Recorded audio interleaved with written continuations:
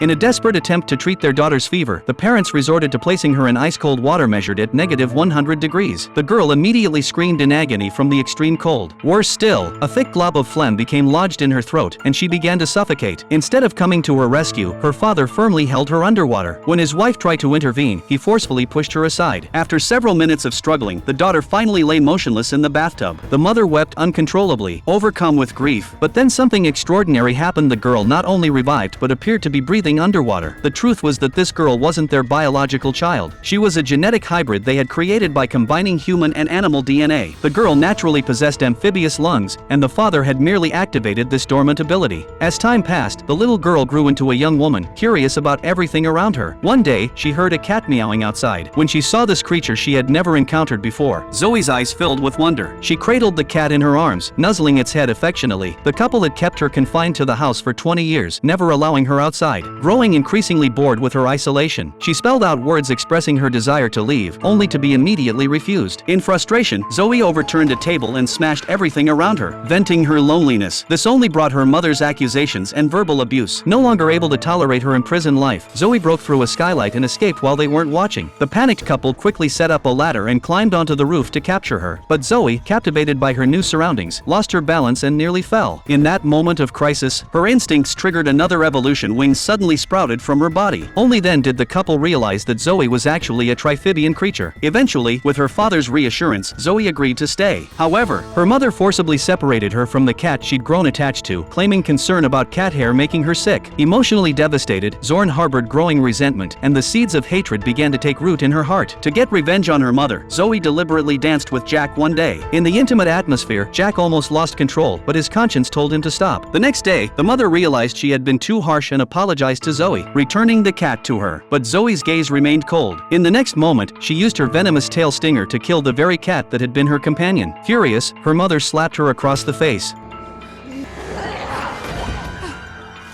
Yet Zoe didn't kill her mother. Instead, she took the keys and left, seeking out Jack, who was still at work. There, they engaged in an intimate encounter that cannot be detailed further. This compelling film is called Artificial Evolution.